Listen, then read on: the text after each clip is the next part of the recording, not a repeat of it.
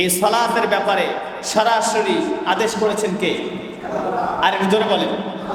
সালাত নামাজের ব্যাপারে আদেশ করেছে আল্লাহ, তার মানে সালাতের আদেশ করেছেন আল্লাহ।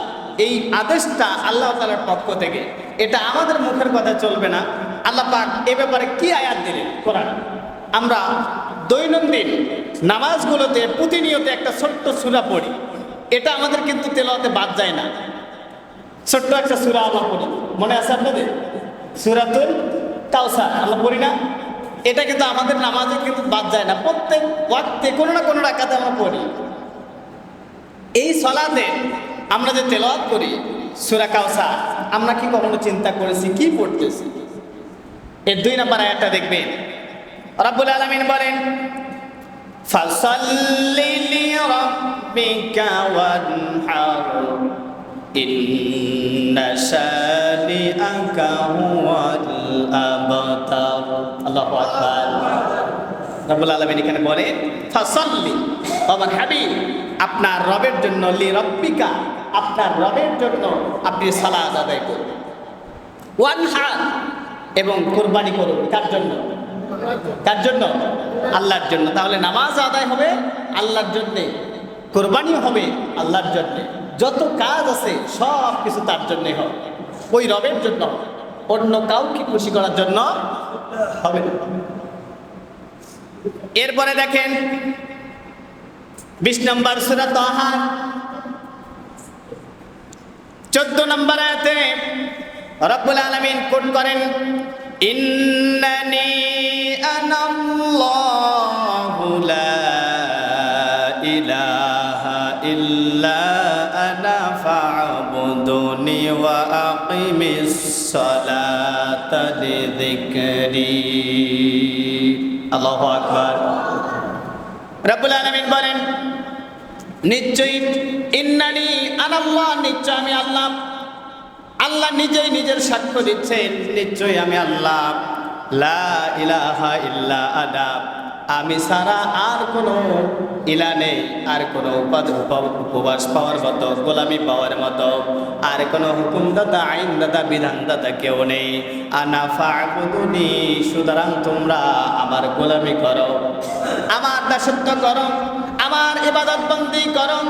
আমি রব যে হুকুম দিয়েছি সেগুলো মেনে নাও, সেগুলো অনুযায়ী জীবন যাপন করো। ওয়াকিমিস সালাতা লিযিকরি, আর আমি যে নামাজ ফরজ করেছি ওয়াকিম, সেই নামাজকে তোমরা কায়েম করো। সুবহানাল্লাহ বলে। আদেশ করলেন কে? তাহলে সালাতের আদেশ কে দিয়েছেন? হয় না? আরেকটু জোরে বলেন। সালাতের আদেশ দিয়েছেন কে? সেই আল্লাহ বললেন আকিমিস সালাতা লিযিকরি, রবকে স্মরণ করার জন্য, রবের শরণার্থে সালাত তোমরা কায়েম করো। সালাত কায়েম অর্থ কি?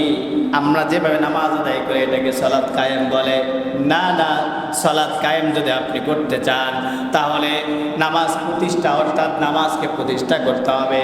নামাজ প্রতিষ্ঠা মানে কি?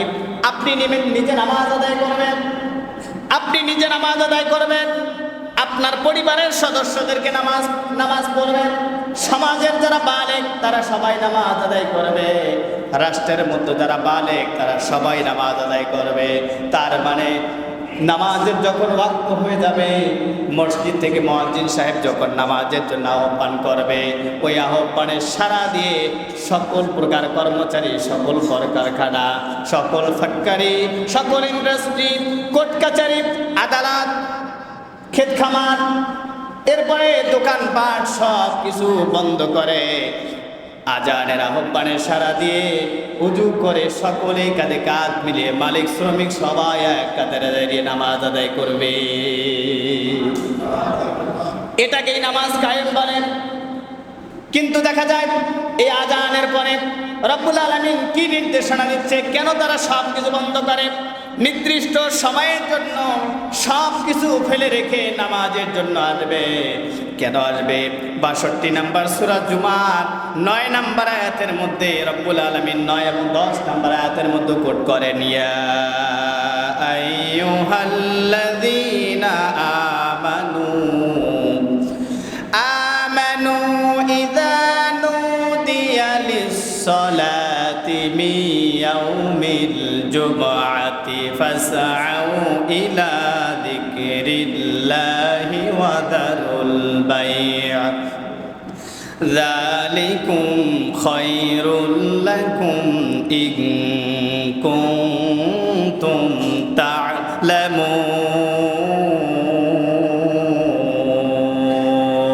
আল্লাহু আকবার। রব্বুল আলামিন চমৎকার করে বললেন, ও হে ইমানদারগণ, শোনো শোনো, ইদা যখন নুদিয়া লিস-সালাতি মিন ইয়াউমিল জুমআ, যখন জুমার নামাজের আহ্বান হবে, যখন জুমার নামাজের জন্য মসজিদ থেকে যখন আহ্বান হবে, আজান হবে, যখন ঘোষণা হবে হাইয়া আলাস সালাহ হাইয়া আলাল ফালাহ, এসো নামাজের দিকে, এসো কল্যাণের দিকে, ওই সময়ে ওয়াদারুল বাই'আ, আল্লাহর শরণার্থে সব দোকানপাট, ক্ষেত খামার, কোর্ট কাছারি, আদালত, অফিস আদালত, ফ্যাক্টরি, ইন্ডাস্ট্রি, যত প্রকার আয় রোজগারের পথ আছে সবগুলো বন্ধ করে দিয়ে শুধুমাত্র রবের সন্তুষ্টির জন্য আসতে হবে। ওই সময় সব কিছু বন্ধ করা হারাম করে দিয়েছেন কে? হারাম করে দিয়েছেন কে? নিষেধ করলেন কে? ওই সময় ব্যবসা বাণিজ্য করা যাবে না, কাজ কাম করা যাবে না। আজান হয়েছে, নামাজে আসো। যালিকুম খায়রুল লাকুম ইন কুনতুম তা'লামুন, যদি তোমরা এটা বুঝতে পারো এটা তোমাদের জন্য অধিক কল্যাণকর, তাহলে সব কিছু তোমরা ফেলে আসবে। এরপরে নামাজ শেষ হলে কি করবে? নির্দিষ্ট সময়ের জন্য যেহেতু বন্ধ করে এসেছে, সেই জবাব রব্বুল আলামিন 10 নম্বর আয়াতের মধ্যে চমৎকার করে কোট করেছেন। ফাইদা কুদিয়াতিস সালাতু ফান্তাশিরু ফিল আরদি ওয়াবতাগু মিন ফাদলিল্লাহ মিন ফাদলিল্লাহি ওয়াযকুরুল্লাহা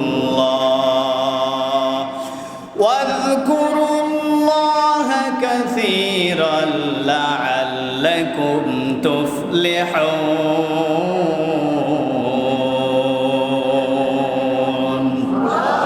রব্বুল আলামিন চমৎকার করে কোট করলেন, নামাজ যখন শেষ হয়ে যাবে, নামাজ যখন শেষ হবে, সালাত আদায় যখন শেষ হয়ে যাবে, আর মসজিদে বসে থাকার কোনো প্রয়োজন নেই, সময় নেই। ফান্তাশিরু ফিল আরদ, যে যেখান থেকে কর্তব্য ছিল, যে যেখানে দায়িত্ব পালনে ছিল, সেই জায়গায় আবার তার নিজ নিজ কর্মস্থানে চলে যাবে। ওয়াবতাগু মিন ফাদলিল্লাহ, ওই জায়গায় গিয়ে আমি যে রহমত দিয়েছি, রিজিক দিয়েছি, বরকত দিয়েছি, কল্যাণ দিয়েছি, সেগুলো তারা অন্বেষণ করবে। আর কি করবে? কাসীরান লাআল্লাকুম তুফলিহুন, আর এই স্মরণটাই তাদের জন্য মহা সফলতা। সম্ভবত তারা এর মাধ্যমে সফলতা লাভ করতে পারবে। সুবহানাল্লাহ। তাহলে এখন আসেন, আল্লাহ পাক যে আদেশ দিলেন সালাত আদায়, আজান যখন হয়ে যাবে সমস্ত কাজ কারবার বন্ধ থাকবে নাকি চালু থাকবে? আরেক জোরে বলেন। সব কাজ কারবার বন্ধ থাকবে নির্দিষ্ট সময়ের জন্য। সালাত আদায় শেষ হয়ে যাবে, আবার নিজ নিজ কর্মের মধ্যে চলে যাবে। বলেছেন কে? আরেকটু জোরে বলেন। আরেক জায়গায় আল্লাহ পাক বলেন 22 নম্বর সূরা হজের 77 নম্বর আয়াত, ইয়া আইয়ুহাল্লাযীনা আমানুরকাউ ওয়াসজুদু ওয়া'বুদু রাব্বাকুম ওয়াফআলুল খায়রা লাআল্লাকুম তুফলিহুন।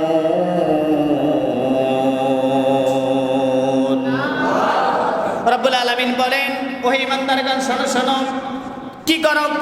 আমানুরকাউ, যদি তোমরা ঈমানের দাবিতে সত্যবাদী হও, ইরকাউ, তোমরা রুকু করো, ওয়াসজুদু, তোমরা সিজদা করো, ওয়া'বুদু রাব্বাকুম, আর তোমাদের রবের গোলামি করো, তোমাদের রবের দাসত্ব করো, তোমার রব যে হুকুম দিয়েছেন এটা মেনে নাও।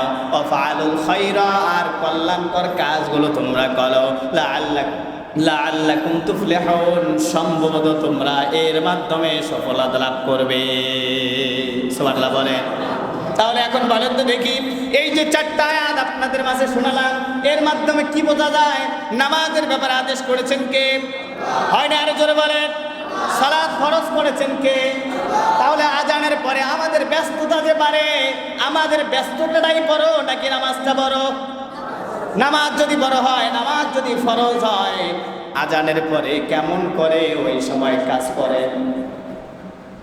এখন একটু নিজেকে বিবেকের সাথে চিন্তা করেন, বিবেকের সাথে মিলান। আপনি হাজারো ব্যস্ত আছেন, আজানের পর ওই কাজ আপনার কাছে আর বড় নয়। তার কারণ আপনি যদি ইমানের দাবিতে সত্যবাদী হয়ে থাকেন, ইমান যদি যাররা পরিমাণ ইমান যদি থাকে আপনার অন্তরের মধ্যে, তাহলে সমস্ত কাজ কারবারগুলো ফেলে নামাজের দিকে আসার দরকার আছে না নাই? নামাজ কি শুধু একাই পড়বেন?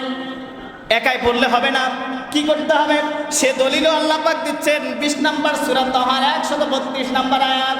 রব্বুল আলামিন বলেন, ওয়া'মুর আহলাকা বিস-সালাতি ওয়াসতাবির আলাইহা। হয় না? একটু জোরে বলেন।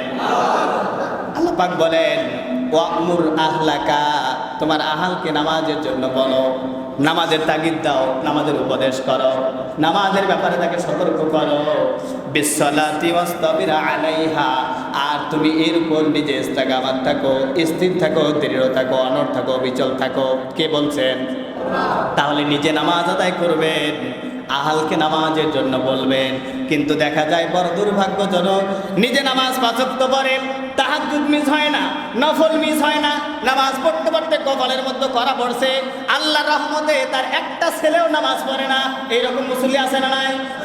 তাহলে আপনি নিজে নামাজ আদায় করলেন, নিজে জাহান্নামের আগুন থেকে বাঁচার জন্য চেষ্টা করলেন। আল্লাহ পাক 66 নম্বর সূরা তাহরিমের 6 নম্বর আয়াতে চমৎকার করে কোট করেন, ইয়া আইয়ুহাল্লাযীনা আমানু কু আনফুসাকুম ওয়া আহলিকুম নারা। আল্লাহু আকবার। আল্লাহ পাক বলেন, হে ইমানদারগণ, নিজে জাহান্নামের আগুন থেকে আগে বাঁচো, এরপর আহালকে বাঁচাও। আহালকে আল্লাহ পাক যে বাঁচার কথা বললেন, তাহলে আপনি নিজে জাহান্নামের আগুন থেকে বাঁচার জন্য নামাজ আদায় করেন, তাহাজ্জুদ মিস করেন না, কিন্তু আপনার সন্তান 5 ওয়াক্তই নামাজ আদায় করে না, আপনার স্ত্রী 5 ওয়াক্ত নামাজ আদায় করে না, আপনার ভাইগুলো বেনামাজি, এর জন্য জবাব দিতে হবে কিনা? হবে কিনা? তাহলে আপনার সন্তানকে নামাজের কথা বলার দরকার আছে না নাই? একাই নামাজ আদায় করলে হবে না, আপনি নিজে আগে নামাজি হবেন, পরিবারের সদস্যদেরকে নামাজের কথা বলবেন। তারা যদি নামাজি না হয়, নামাজ যদি না আসে, তার জবাব সে আল্লাহর দরবারে দিবে, আপনি বেঁচে যাবে। তাহলে আমাদের সন্তানগুলোকে নামাজের ব্যাপারে নসিহত করার দরকার আছে না নাই? নামাজের তাগিদ দেওয়ার দরকার আছে না নাই? একটু চিন্তা করুন তো দেখি, আপনার স্ত্রীর সাথে আপনার মনোমালিন্য হয়েছে, কোনো একটা বিষয় নিয়ে তর্ক বাড়ছে, ঝগড়া লাগছে, আপনার স্ত্রী 2 বেলা ভাত খায়, এরকম হয় না? হয় কি না? তাহলে এইরকম যদি হয়, তাহলে আপনার স্ত্রী 2 বেলা যে ভাত খাইল না, তাকে ভাত খাওয়ানোর জন্য, এই রাগ ভাগানোর জন্য আপনি কত কিছু করেন, তাকে কত কিছু বুঝান, তার জন্য গিফট নিয়ে আসেন, তাকে পরামর্শ দেন, নসিহত করেন। তাহলে শুধুমাত্র 2 বেলা খাবার খায় নাই, আরেক বেলা খাবার খাওয়ার জন্য এত কিছু করতে পারে। যেই রব নামাজের কথা বললেন, আপনাকে নামাজের কথা বললেন, আপনার সন্তানগুলোকে, আপনার স্ত্রীকে নামাজের জন্য তাগিদ দিতে বললেন, কিন্তু আল্লাহর রহমতে একদিনও নামাজের ব্যাপারে এই জন্য সতর্ক করলেন না, এর জন্য আপনি আল্লাহর দরবারে আসামি হবেন কিনা? হ্যাঁ? তাহলে আপনি নিজে এত কিছু করেন তাকে রাগ ভাঙানোর জন্য, তাকে উপহার দেওয়ার জন্য, এইরকম ভাবে নামাজের ব্যাপারে তাকে তাগিদ দেওয়ার দরকার আছে না নাই? সতর্ক করার দরকার আছে না নাই? করবো তো ইনশাআল্লাহ।